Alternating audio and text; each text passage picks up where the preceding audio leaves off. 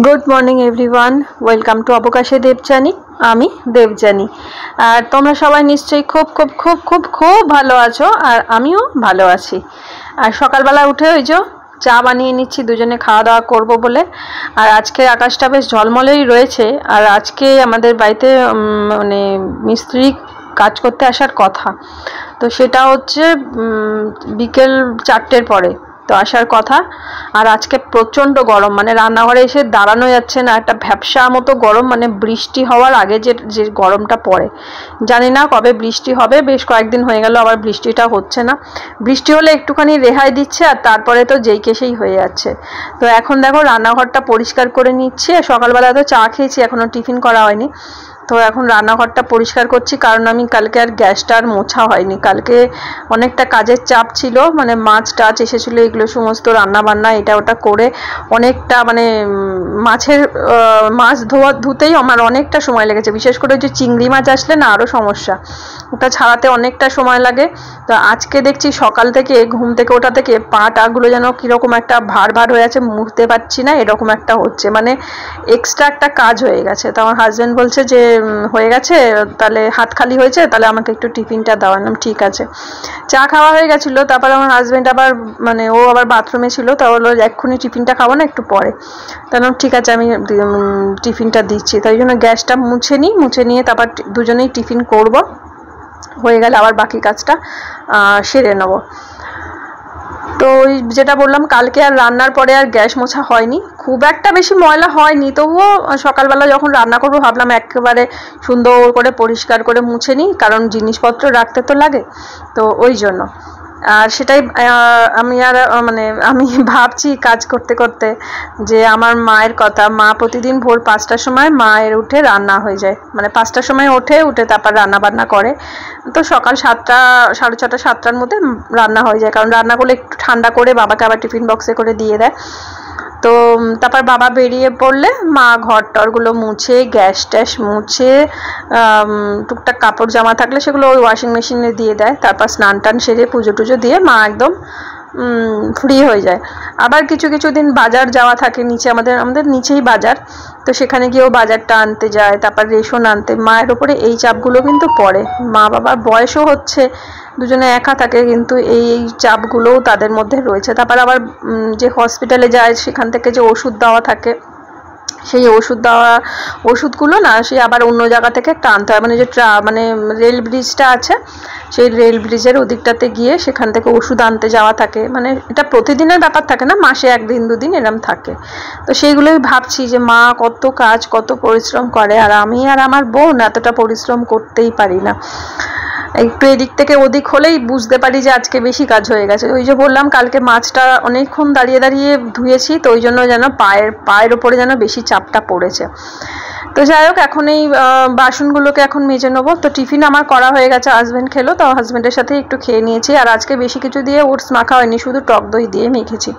একটা আম ছিল, আর আমটা আর বার করিনি, ভাবলাম তাড়াহুড়ো আছে, এখন অন্যান্য কাজ আছে, তাহলে আমটা থাক, আবার পরের দিন খাবো। তো ওই জন্য আমটা আর খাওয়া হলো না। তো আর এই যে বাসনগুলো এখন ধুয়ে নিচ্ছি, চায়ের বাসন, টিফিনের বাসন, আর কালকের বাসন। ওই কালকে যতটুকু যা রান্নাঘরে রান্না করতে করতে টুকটাক বাসন পড়েছিল, ওই ততটুকুই রান্নাঘরে কাজ করেছিলাম। তারপরে তো আর পারিনি, একদম রেস্ট নিয়েছি।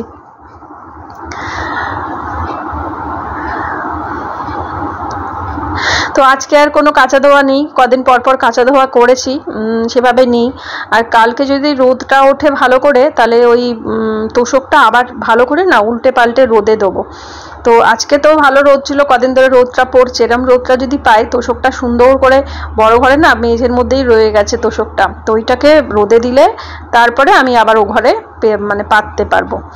তো দেখো এখন সিঙ্কটাকেও ভালো করে পরিষ্কার করে নিলাম, কারণ ওই বাসন টাসন ধুয়েছি। সিঙ্কটা না আমার কিন্তু বেশ কয়েকবার মানে মাজা হয়, মাছ টাছ আসলে তো ওর থাকেই, প্লাস বাসন ধুলেই তখনই মেজে নিই, বা হয়তো সিঙ্কে রেখে কোনো কাজ করব তখনও আবার মেজে নিই, বারে বারে করে সিঙ্কটা মাজা হয়। তো দেখো রান্নাঘরটাও এখন মুছে নিলাম, আর বড় ঘর, ঠাকুর ঘর সব কাজ হয়ে ওইগুলো মানে পরিষ্কার হয়ে গেছে। এমনকি বড় ঘরের বিছানা টিছানাগুলো ওগুলো সকালেই ওই দিকে করে এসেছি, ওদিকের ভিডিওগুলো আর তোমাদের সাথে শেয়ার করলাম না, তাহলে আরও বড় ভিডিও হয়ে যাবে। তো এখন যাচ্ছি স্নানে, তো মানে সকালে একবার মানে গা ধোয়া মতো যে বলি হয়ে যায়, তো সেটা হয়েছে।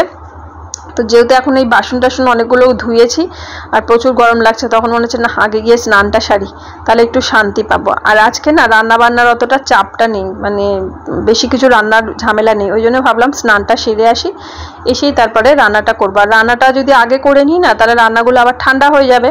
তো ওই কথা ভেবে ভাবলাম যে না স্নান সেরে আসি, আর তারপরেই রান্নাটা করব।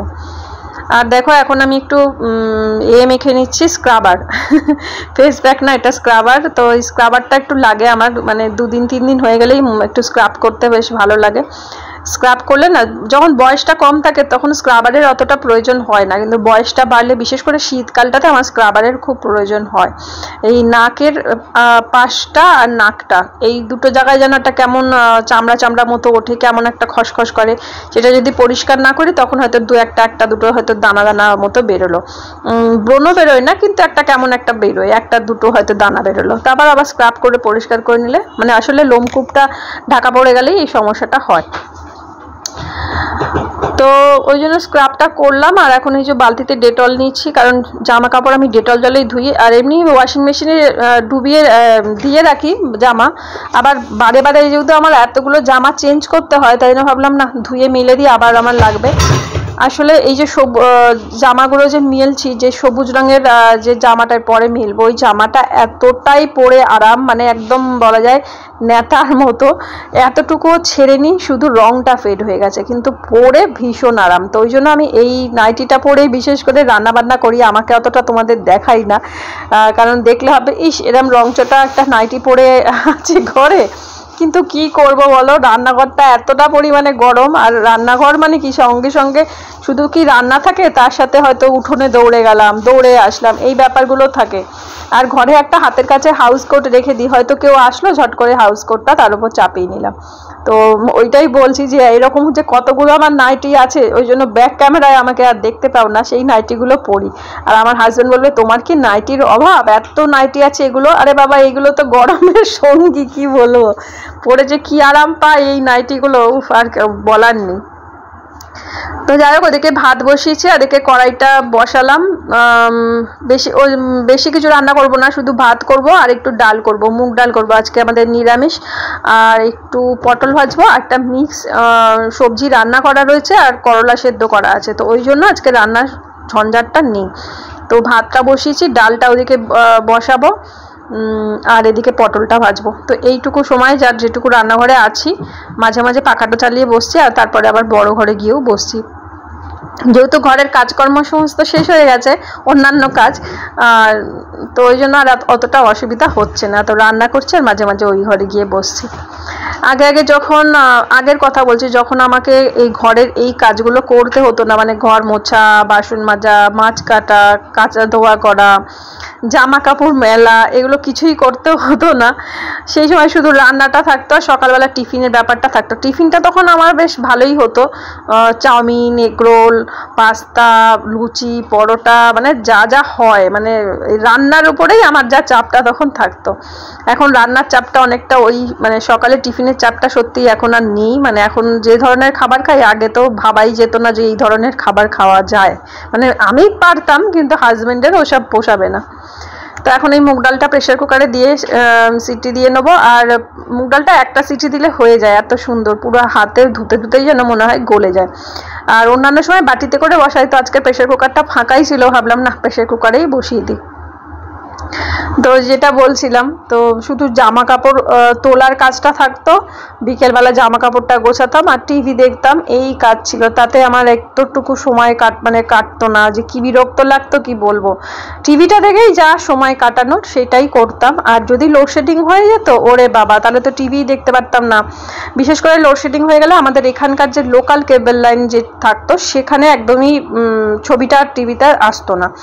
তো আর যখন আমাদের বিগ টিভি নেওয়া হলো, সেটা হচ্ছে 2008, তো অপারেশন হলো আমার, অপারেশন হওয়ার পর আমি এখানে আসলাম, আসার পরে না মানে এরকম সন্ধ্যেবেলা একটু টিভি দেখছি লোডশেডিং হয়ে গেছে। তো তখনই কেবল লাইনেও ওখানেও কথা বলা হলো বেশ 2 দিন 3 দিন মানে কারেন্ট আসার পরেও কেবল লাইনে মানে ছবি আসছে না। তো যারা কেবলের কাজ করতো সেই ছেলেটাই বললো যে এখন বিগ টিভি কাকদ্বীপেও আছে, তোমরা নিতে পারো। তো তখন নিয়েছিলাম বিগ টিভির সাথে, তখন অনেক অফার ছিল, একটা ল্যান্ড ফোন ছিল, আমাদের তো এমনি ল্যান্ড ফোন ছিল, বিগ টিভির সাথে একটা ল্যান্ড ফোন ছিল, সেটা হচ্ছে রিলায়েন্সের, মানে বিগ টিভিটা হচ্ছে রিলায়েন্সেরই ছিল। তো যখন থেকে ওই বিগ টিভিটা আমরা নিলাম, মানে কানেকশন নিলাম, তখন থেকে আমার একটা সুবিধা হলো, লোডশেডিং হয়ে গেলেও আমরা টিভি দেখতে পারতাম। আসলে আমাদের যে জেনারেটর লাইনটা করা আছে সেটা দিয়ে টিভি দেখা যায়, যেহেতু এখানকার লোকাল কেবলটা যেহেতু অন হতো না কারেন্ট চলে গেলে, তাই জন্য টিভিটা কিন্তু চলতো। টিভি চালালে সেই কেমন একটা ঝিঁঝি পোকার মতো, কিরম একটা মাছির মতো কেমন দেখাতো না, সেরকম টাইপের হতো।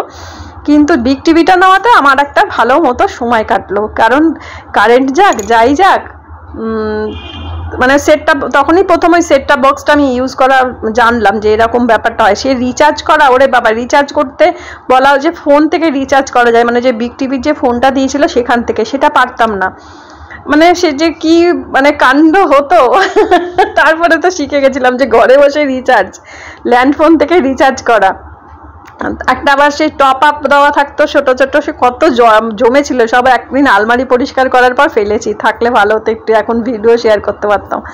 অনেক টপ আপ ওরকম জমতো, আমার হাজব্যান্ড সব ওই যেরকম ট্রেনের টিকিট বাচ্চারা যেরকম গুছিয়ে রাখে সেরকম ভাবে ওরকম গুছিয়ে রাখতাম, বেশ মজাও পেতাম ওরকম। বা আমার বোনপোকেও হয়তো দিয়ে দিয়েছি হয়তো, মানে খেলা টেলার জন্য, এরকমও হতে পারে। তো ওইভাবে ওগুলো গেছে। তারপর তো বিগ টিভি অনেক বছর ছিল, এই মনে হয় 2019-20 তখন থেকে টাটা স্কাই আসলো। টাটা স্কাই যে থেকে এসছে সেই থেকে আমার টিভি দেখা বন্ধ। মানে টিভিতে জি বাংলাতে জয়ী সিরিয়ালটাও তো ওই জয়ী সিরিয়ালটাই লাস্ট আমি দেখেছি, আর তখন থেকে টিভির সাথে আর আগে টিভির সাথে আমার গলায় গলায় ভাব ছিল।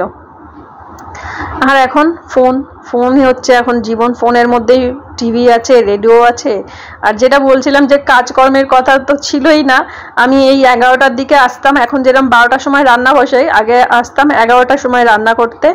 আর রেডিওতে মানে মির্চি বাংলা যেটা আছে, সানডে সাসপেন্স হতো রবিবার করে 12টার দিকে, 1টার দিকেও হতো আগে, পরে আবার 12টার দিকে করে দিল। তার আগে হতো 90 নট আউট, যেটা সকালে 11টায় প্রতিটা দিন হতো। আর ওটা চালিয়ে দিয়ে আমি ঝটপট করে রান্না করতাম, যতক্ষণ 90 নট আউট হতো, 1.5 ঘন্টা মতো বা 1 ঘন্টা মতো হতো, ততক্ষণ আমি রান্নাটা করে নিতাম, ব্যাস রান্না করে নিলাম, ব্যাস শেষ। আর বাসন ধোয়া নেই, কোনো কিছু কাজ নেই, শুধু রান্না করো, তরকারিটা মানে বাটির মধ্যে ঢেলে রাখো সুন্দর করে গোছগাছ করে, আর পালিয়ে যেতাম বড় ঘরে গিয়ে, তারপর টিভি দেখতাম, তারপরে সময় কাটাতাম, তারপরে আবার হাজবেন্ড আসলে তখন খেতে বসতাম। সে একটা আমার অন্যরকম একটা জীবন ছিল। এখনের জীবন আর তখনের জীবন একদমই বলা যায় আলাদা ছিল। তারপর বেড়াতে যেতাম, তারপরে কারোর বাড়ি যেতাম, তারাও আসতো আমাদের বাড়িতে, আমার হাজবেন্ডের সব বন্ধু বান্ধব ছিল, তাদের বউ, তাদের বাচ্চা কাচ্চা সন্ধেবেলা আসতো, শনিবার দেখে বা শুক্রবার দেখে, তাদের বাচ্চাদের স্কুল টুল হয়ে গেলে ছুটি থাকতো তখন আসতো। সেই একটা জীবন ছিল। আজকে হঠাৎ এইগুলো কথাগুলো ভিডিওর মাধ্যমে কি বলতে গেলাম, হঠাৎ করে এতগুলো কথা বলে ফেললাম।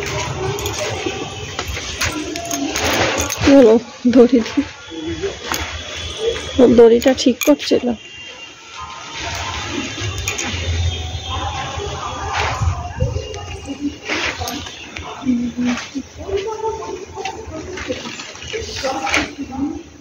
প্লাস্টিকটা মাঝখানটা তো ওরম হয়ে গেছে।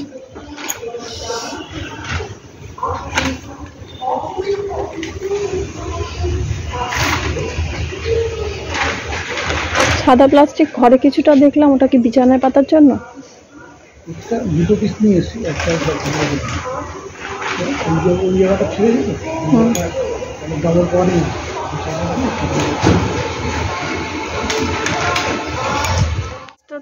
অনেকটা পেঁপে হয়ে আছে, পুরো একদম বেঁকে গেছে, ভেঙে যাবে পেঁপে গাছটা। আর দেখো কত খেজুর পড়ছে পুটুর পাটুর, আমি তো এদিকটা আসিই না, দেখি তো কোথায় পড়ছে, আওয়াজ হলো, ঝড়ে তো সব পড়েই গেছে, টাপুর টাপুর পাটু পড়ছে, তো অনেক খেজুর পড়ে আছে। বাবা,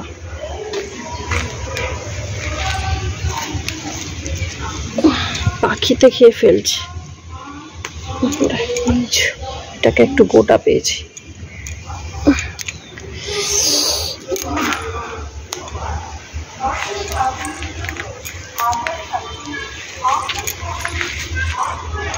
দেখো 7 ভাই চম্পা বসে আছে, এত খেজুর করছে, পুরো ফাঁকা হয়ে গেছে ঝড়ে পড়ে। এত ঘাস না, ঘাসে খুঁজে পাবো বলো তো, প্রচুর ঘাস।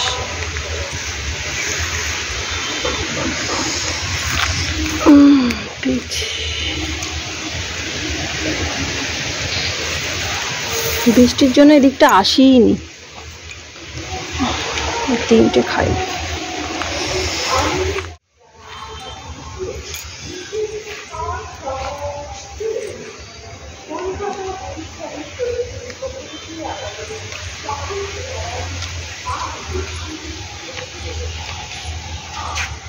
মিষ্টি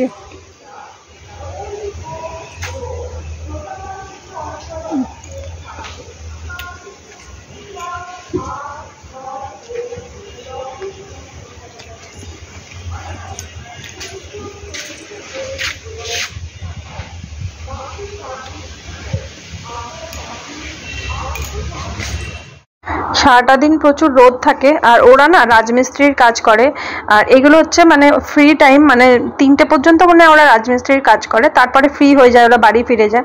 তখন এই যে সন্ধ্যা পর্যন্ত যেটুকু সময় থাকে, বিশেষ করে এই গরমকালটা অনেকটা সময় পাওয়া যায়, তখন ওরা এই খিচখাচ টুকটাক কাজ করে। তো আমাদের বাড়িতে মানে পরিচিত, অনেকবার অনেক কাজ করে দিয়ে গেছে। এর লাস্ট যে ঝড়টর হয়েছিল যখন, তখনও আমাদের এই নীল রঙের যে উপরে যে তিরপলটা আছে, প্লাস্টিকটা দেওয়া আছে, ওটা ওরাই লাগিয়ে দিয়ে গেছিলো, যেটা ছিঁড়ে গেছে। তো এখন বানিয়ে নিচ্ছি চা, ওদেরকে দেবো আর আমরাও খাবো। তো এইসব হয়েছে, তারপরে সন্ধ্যা নেমে গেছে। আমি তো আর বাইরে বেরোইনি যে কেমন হয়েছে প্লাস্টিক দেওয়া।